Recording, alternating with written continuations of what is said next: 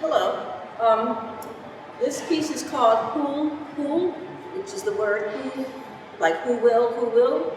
Um, this is a mixture of materials, and the reason that I did this drawing is because I wanted to make these, like, I don't know, this figure here, the material figure, and to use these paper napkins, because this is the second time I use those napkins. I really like that pattern and the mixture of the color of the red and the beige, or kind of goldish, very light color. I started with the face. I didn't have a concept of what the whole picture was going to look like, and it was kind of built as I was going along.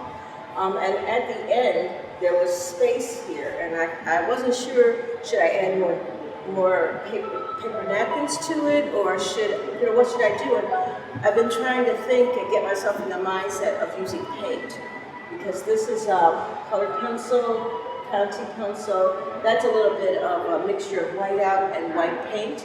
And then I thought, well, you know what? I've got some paints. I've got some acrylic paint, and I had white and black. And I don't know what other color I had. I had 3 colors, and I had bought them for something else. And so that's what the birds are. Those birds are painted in there. And I liked how it looked. I liked the texture of it. And I said, oh, it's not too bad, you know. And the paper, because it's on paper, didn't curl or anything. And so I was very pleased with the whole thing. I was pleased with myself, like I'd done something. So I bought this material, this liquid material that says when you can put it on something and it would make it look like glass. So up here, I put it up there, and it doesn't look like glass. You actually have to have the frame off to even see that there's like a little glistening there. Because after I started building the picture up, I decided that this is someone looking out the window, and that these are the curtains on either side, and that this is what this person sees, these 2 birds. And the birds, they're living their life. They don't care about this person. So what I realized when I was thinking about what I'm going to talk about when I come in here and talk about this picture is that I don't do sketches. Like, say, oh, I want to do this, I want to do that, I'm going to try this, and then transfer that onto whatever it is I'm drawing. I actually start something, and when it's finished, that's the piece. I didn't think of it in terms of being important. But then as I watch YouTube videos and I see how people are making these sketches and they're real elaborate, and they transfer it over to the canvas or the piece of paper, and it always looks perfect. It always looks so perfect. And I can't really do that. I've tried. When I was working digitally, I would draw things on paper with pencil, and then I would scan it, put it on the computer, and then it would be a conglomeration of a lot of different pieces of drawings. And then that would make, the image there and do the colors and all of that. But I had a snafu with my computer where I lost a lot of stuff, and I had this big virus, and I could not replace that computer for a significant amount of time. And I said, well, I can't wait till I get the materials that I think I need to create drawings. So instead of just making like light pencil sketches, I just did the drawing on the paper. And the pencil drawing became the piece in the story that I was interested in creating.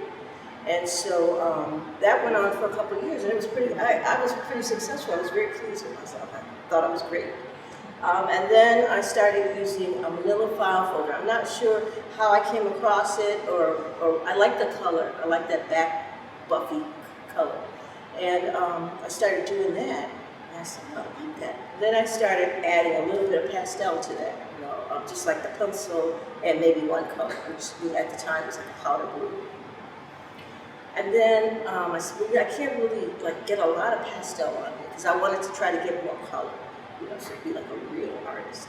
And you really can't put color or pastel on the manila file folder. It won't stay, and you can't get it like a real rich color, because I like real rich colors. I don't like things that are sort of faded and real soft and everything. I don't know why, but I like something that's got some strength to it, a little bit of tooth to it.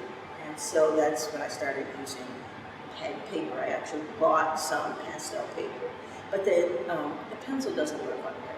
You go to erase it, the paper tears, or it gets that really raggedy look to it, and it's just, it's like it was like it was doing something to hurt me, it was against me, it was a personal thing. So then I sort of progressed a little bit. Now I got better paper. I would buy watercolor paper, real heavy kind, it would almost stand up by itself.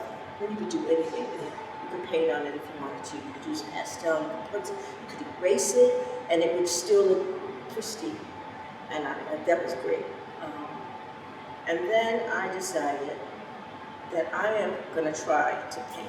Because the birds turned out, I thought they turned out really well. The feathers, and they had a feel. They were like they were real. They had a substance to it. So now, right now, I am in the process of painting. I bought the wood at Home Depot. I bought that painter's canvas. It's almost like a linen, really nice. And I stretched it out and stapled it and I used a tool.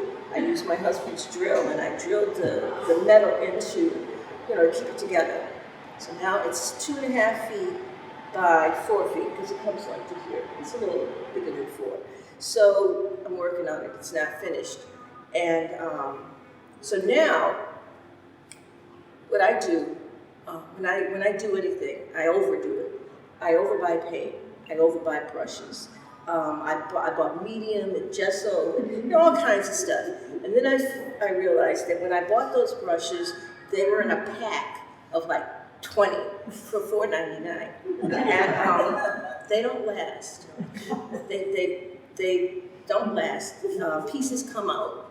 So I said, well, so there's a guy who's a painter here in Buffalo. I love his work. His name is Mackenzie. So we're Instagram friends. So I Instagrammed him a note, and I said, listen, what kind of brushes do you use? I'm starting a painting, and I'm having some trouble with the brushes. So he told me, and he said they're on sale at Hobby Lobby. I said, oh, that's great. They're probably I don't know. I probably pick up a couple for like $3.99, $4, $5, whatever. I'll get 10. I like lots of stuff. And so I went to Hobby Lobby, and they were on sale. It was half price. But hell, they started at $12.99 for little tiny ones. So I only got 2. And I'm working with them. And it's going along pretty good. And we'll see how it turns out. But for this was my confidence builder to try painting. And that's all I got to say.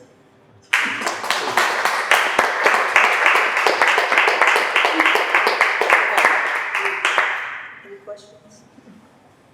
Okay.